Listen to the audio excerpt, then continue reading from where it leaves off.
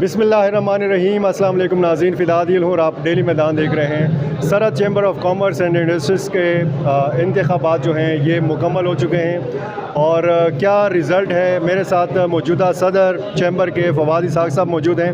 फ़वाद साहब, पहले तो हमारे देखने वालों को जो नहीं जानते इस इलेक्शन के बारे में, इब्तिदाई तौर पर ये बताइए कितने ग्रुपों ने हिस्सा लिया और किसका पलड़ा जो है वो भारी है अब तक, नताइज चूँकि वो गिनती अभी जारी है। अस्सलाम वालेकुम। ये आपको पता है सरहद chamber of commerce and industry एक बड़ा तारीख़ी चैम्बर है और इसको तकरीबन सन 1958 में बना था और ये मुल्क का तीसरा प्रीमियर चैम्बर है और इसके 6500 मेंबर्स हैं। इस बार इलेक्शन में 3 ग्रुपों ने हिस्सा लिया। एक है बिजनेसमैन फोरम, इलियास बिलौर साहब जिसको लीड करते हैं सेनेटर साहब, जिसका मैं भी हिस्सा हूँ।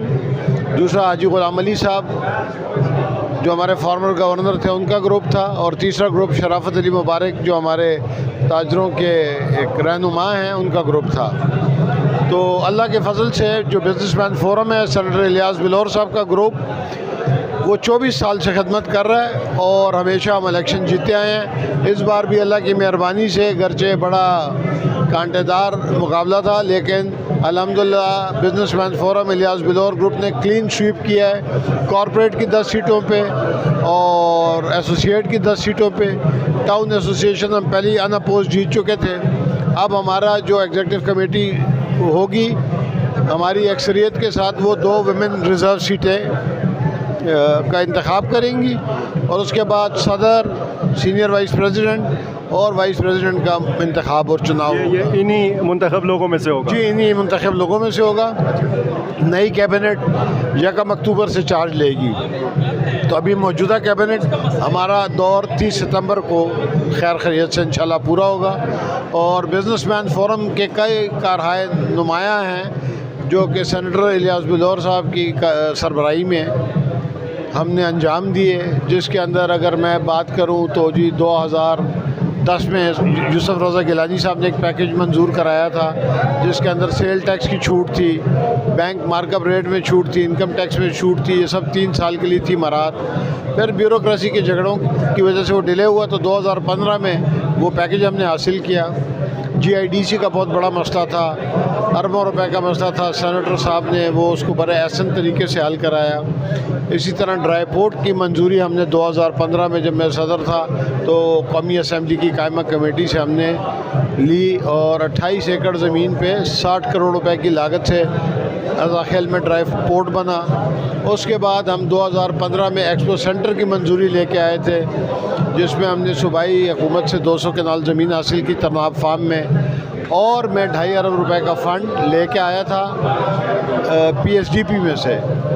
उसके बाद उसका स्ट्रक्चर, लॉन्स, रोड सब बन गए। अभी अल्लाह के फजल से हम 4 अरब 69 करोड़ रुपए का और फ़ंड EDF से मंजूर करा के लाए हैं। इस तरह से जी अफ़गानिस्तान के साथ जो तिजारत थी पाक रुपीज़ में तो होती थी, वो डॉलर में कन्वर्ट हो गई थी, जिससे हमारी एक्सपोर्ट गिर गई थी। उसको हम वापस पेरिशेबल गुड्स के लिए पाक रुपी में करवाने में कामयाब हो गए थे। इसी तरह जो हमारा ये चैम्बर जिस रोड पे था, इसका नाम शाहराह ऐवान सनअत व तिजारत भी बिजनेसमैन फोरम के दौर में ही कन्वर्ट किया गया। इसी तरह आप देखें तो IPPs का केस है, हमने हाई कोर्ट में रेट दायर की है सरहद चैम्बर ने, और ये 1 साल से ये आवाज़ हमने उठाई थी जबकि सारे मुल्क में किसी एसोसिएशन ने, किसी चैम्बर ने नहीं उठाई थी। सरहद चैम्बर ऑफ कॉमर्स अकेला चैम्बर था जो लड़ रहा था इसके ख़िलाफ़। आज आप देखें 2 महीने से हर घर की, हर ताजिर की, हर एसोसिएशन की, हर चैम्बर की आवाज़ बन के IPPs उठाए और हुकूमत उनके मुआहदे कैंसिल कर रही है, रिवाइज़ कर रही है, क्योंकि हमने हुकूमत को ये बावर किया कि IPPs के जो ख़र्चे हैं वो हमारे डिफेंस बजट से भी बढ़ गए हैं। इसी तरह ख़जानो बरा खैबर पख्तूनख्वा ये नारा हमारा है और मुल्क के मेमार, ताजिर और सनतकार, ये नारा भी सरहद चैम्बर ने उठाया है। और इसके अंदर हम ये कोशिश कर रहे हैं कि सूबे पख्तूनख्वा के जो माइंस हैं, मिनरल्स हैं, नेफ्राइट है, टोपाज है, एमरल्ड है, इसको हम उजागर करें। हमारी हाइडल बिजली जो है वो आप देखें तो हम गर्मियों के अंदर 6000 मेगावाट बनाते हैं, जबकि हमारी ज़रूरत 2800 मेगावाट है। इसी तरह सर्दियों में हम 1300 मेगावाट बनाते हैं, जबकि हमारी ज़रूरत 1100 मेगावाट है। तो सरहद चैम्बर इसके लिए भी लड़ रहा है कि भाई हमारे जो है बिजली का रेगुलेटर अपना मुकर्रर होना चाहिए, ताकि हम सस्ती बिजली दे सकें और यहाँ कारखाने लग सकें। गैस का झगड़ा हमने उठाया है, अपना हक मांगा है। हम इस बात के कायल हैं कि पाकिस्तान में इस्तेकाम होना चाहिए, सॉलिडारिटी होनी चाहिए, यूनिटी। लेकिन आईन पाकिस्तान ने जो आर्टिकल 158 के तहत हमें हक दिया है कि गैस का पहला हक सूबा पख्तूनख्वा के लोगों का है, उसके लिए सरहद चैम्बर लड़ रहा है और हमने हाई कोर्ट से ये केस जीत लिया है। महकमा गया हुआ है सुप्रीम कोर्ट में। तो सरहद चैम्बर के जो कारनामे हैं वो किसी से ढके छुपे नहीं हैं। तो एक लंबी फहरिस्त है खिदमत की। इसी खिदमत के लिए आज पेशावर के लोगों ने, खैबर पख्तूनख्वा के लोगों ने क्लियरली हमें क्लीन स्वीप करा के इस खिदमत का एतराफ़ किया है। और हम उम्मीद करते हैं कि हमारी नई कैबिनेट, नई एग्जीक्यूटिव कमेटी सेनेटर साहब की सरबराही में इसी तरह खदमात अंजाम देती रहेगी। और सेनेटर नोमान वज़ीर और सेनेटर मोहसिन अजीज़ जो हमारे ग्रुप का अटल हिस्सा है, उनकी खदमात भी किसी से पोशीदा नहीं है। बहुत शुक्रिया जी। मैं अपने नाजरीन को दिखाना चाहता हूँ, ये वो कामयाब उम्मीदवार हैं जिनको फूलों के हार इस वक्त पहनाए जा रहे हैं और ये अपना जीत का जश्न मना रहे हैं।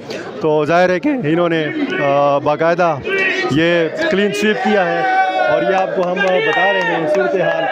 और सारी सूरत हाल जो है ज़ाहिर है कि इनके चेहरों से भी आपको यहाँ है कि ये जश्न मना रहे हैं। बिजनेसमैन फोरम ने ये इलेक्शन जीत लिया। बहुत शुक्रिया।